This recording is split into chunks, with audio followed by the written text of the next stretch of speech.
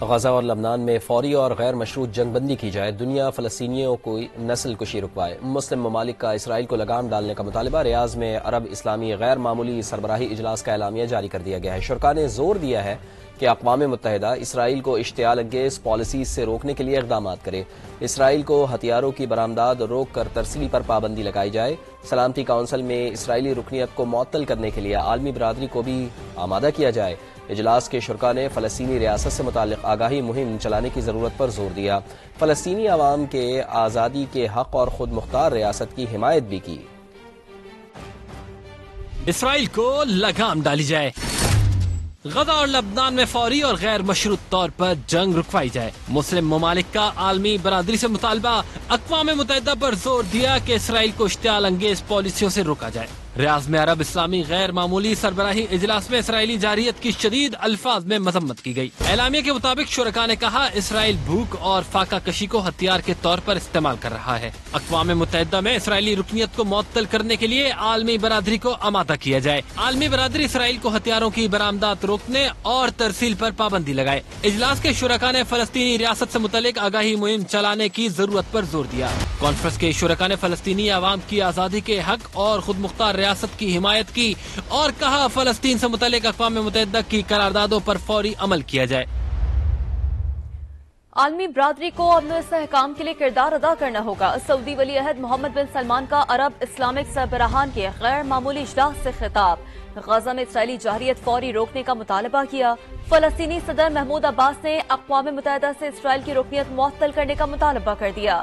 لبنان، ترکی، مصر، شام، قطر اور دیگر ممالک نے بھی غزہ میں اسرائیلی مظالم بند کرانے کا مطالبہ کیا۔ مسلم ممالک غزہ اور لبنان کے مظلوم عوام کی آواز بن گئے۔ ریاض عرب اسلامک سمٹ میں اسرائیلی جارحیت بند کرنے کا مطالبہ۔ سعودی ولی عہد شہزادہ محمد بن سلمان نے افتتاحی خطاب میں کہا غزہ میں ہزاروں معصوم شہید ہو چکے، مسئلے کا فوری حل ضروری ہے۔ عالمی برادری کو امن و استحکام کے لیے کردار ادا کرنا ہوگا، یقینی بنانا ہوگا اسرائیل دوبارہ ایرانی خود مختاری کی خلاف ورزی نہ کرے۔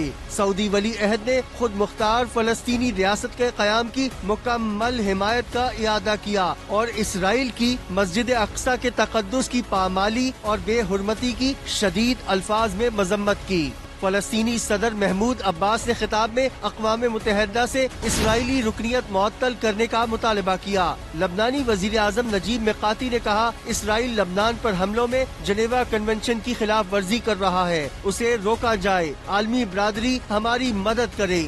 ترک صدر رجب طیب اردوان بولے اسرائیل فلسطینیوں کا وجود ختم کرنا چاہتا ہے، خطے میں جاری کشیدگی پورے خطے میں پھیل سکتی ہے۔ ایرانی نائب صدر نے کہا فلسطین اور لبنان میں نسل کشی اسرائیلی جنگی جرائم پر خاموشی کا نتیجہ ہے۔ قطر، شام، اردن، مصر، سوڈان، مالدیپ اور دیگر ممالک نے بھی غزہ اور لبنان میں اسرائیلی حملے روکنے کا مطالبہ کیا۔